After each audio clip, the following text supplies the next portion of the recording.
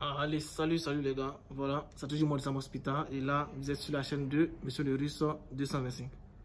Voilà, donc j'ai tenu à faire cette vidéo là pour ceux qui me posaient des questions en ce qui concerne excusez-moi, en ce qui concerne les documents à fournir pour récupérer son visa dans les ambassades de Russie dans votre pays.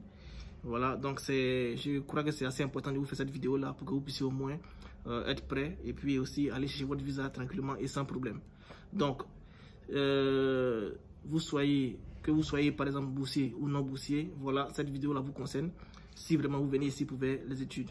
Voilà, donc d'abord dans un premier temps, essayez d'abord de vous abonner à la chaîne YouTube, essayez de liker aussi la vidéo, c'est assez important. Et si vous n'entendez pas bien ce que je dis, je n'ai pas utilisé de microphone, donc essayez d'augmenter comme ça d'augmenter un peu le volume pour que vous puissiez mieux comprendre. Voilà, donc comme je le disais, n'oubliez pas, ici aussi je donne des informations sur les bourses et puis j'aide aussi à les postuler. Donc ceux qui sont intéressés peuvent me contacter inbox au numéro qui est là pour que je puisse les aider. Voilà, donc pour pouvoir postuler, déjà vous avez postulé aux admissions, vous avez reçu, il y a d'autres qui ont reçu des bourses et il y a d'autres qui ont préféré comme ça, comme ces personnes n'ont pas reçu de bourse, ces personnes ont essayé de tenter les admissions, voilà, de façon contractuelle. Voilà, et je vous ai dit aussi que même si vous n'avez pas eu la bourse, vous pouvez étudier de façon contractuelle dans une université qui peut vous donner des bourses à la fin de votre cours de langue. Vous voyez, ça existe et puis c'est réel. Voilà, donc, comme je disais, pour pouvoir aller chercher un visa à l'ambassade, d'abord, dans un premier temps, vous devez comme ça avoir votre passeport. Voilà, c'est ce qui est primordial déjà. Pour faire un voyage, c'est un passeport. Votre passeport et le diplôme et le relevé de notes. Et n'oubliez pas, le diplôme et le relevé de notes doivent être légalisés dans votre pays. Pour la légalisation, je vous ai dit que ça diffère du pays. Voilà, chaque pays légalise différemment ces documents. Donc, c'est à vous maintenant de vous rendre peut-être dans une institution administrative et puis essayer de leur demander comment est-ce que ça se passe pour légaliser des documents dans votre pays. Voilà, ils vont vous donner la procédure à suivre et vous aussi vous allez suivre cette procédure là pour pouvoir légaliser avant d'aller à l'ambassade. Donc après les documents, vous devez avoir au moins minimum 2 photos sur vous, 2 photos numériques, photos de carte d'identité, 2 photos ou bien photos de passeport, 2 photos. Et après cela, vous devez avoir la lettre pour ceux par exemple comme ça qui font seulement des admissions de façon contractuelle. Vous devez avoir la lettre d'invitation de l'université qui vous envoie ici pour venir faire des cours de langue. Donc la lettre d'invitation de l'université. Maintenant pour ceux par exemple qui ont postulé à la bourse et tout ça, il y a des universités qui peuvent vous envoyer des lettres d'invitation. Et cette année ça a un peu changé. Il y a aussi lorsque vous avez été distribué déjà dans une université, on vous envoie un code ou bien un numéro de visa que vous devez aller à l'ambassade pour aller montrer. Lorsque vous allez là-bas à l'ambassade et que vous allez montrer, il y a forcément votre nom sur déjà la liste. Donc, ils vont seulement taper vérifier. Si ça existe, ils vont vous donner votre visa. Voilà, si vous existez dans leur liste, ils vont vous donner votre visa. Maintenant, si vous pensez que ça prend assez de temps et que vous devez peut-être, vous ne recevez pas depuis le terme distribué ou bien vous avez été distribué dans des universités mais vous n'avez pas encore reçu le code de visa, je vous dis encore de vous rendre à l'ambassade pour aller leur demander. C'est assez important pour ne pas être surpris après.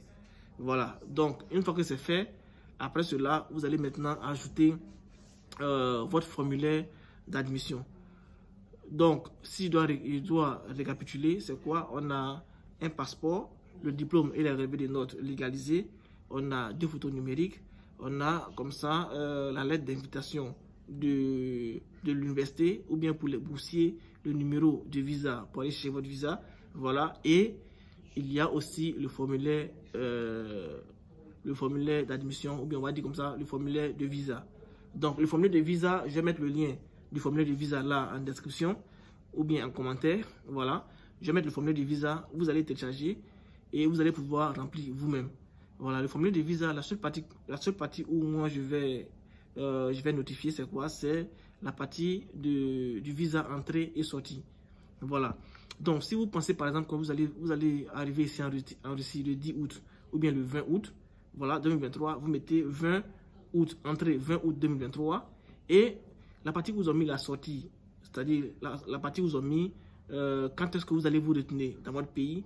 Ne mettez pas dans 2 ans, 3 ans, dans 5 ans, non. Mettez seulement plus 3 mois.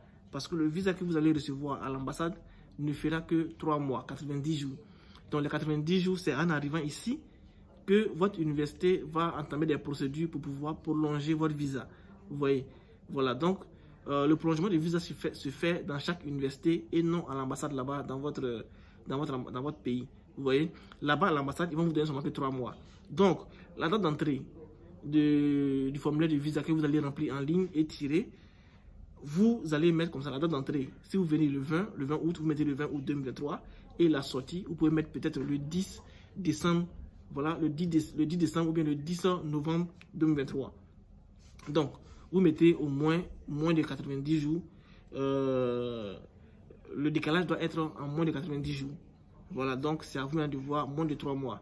Voilà. Et lorsque vous allez mettre cela, vous allez tirer la fiche, c'est-à-dire vous allez imprimer la fiche, vous allez compléter aux éléments déjà que vous avez et vous allez à l'ambassadeur pour faire le retrait de votre visa.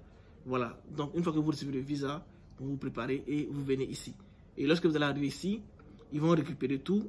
Il y a une chose que vous ne devez pas oublier, je le répète encore, je le dis et je le répète. Lorsque le billet d'avion que vous avez, avant d'arriver, une fois que vous allez commencer à faire votre voyage, une fois que vous payez, vous achetez le billet d'avion, envoyez le billet d'avion à votre université. Envoyez le billet d'avion à votre université parce que lorsque vous allez arriver à l'immigration, c'est-à-dire lorsque vous allez arriver comme ça à l'immigration de l'aéroport, on doit d'abord vous enregistrer avant que vous ne passiez.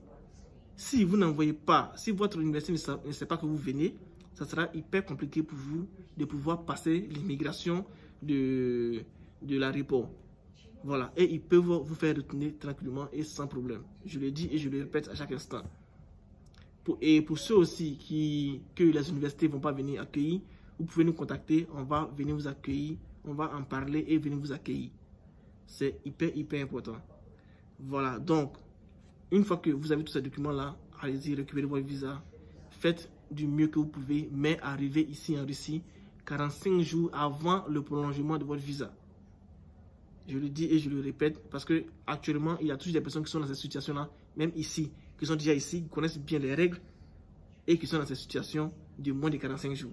Parce que si le temps est moins de 45 jours avant qu'on ne renouvelle votre visa, vous serez obligé de repartir au pays.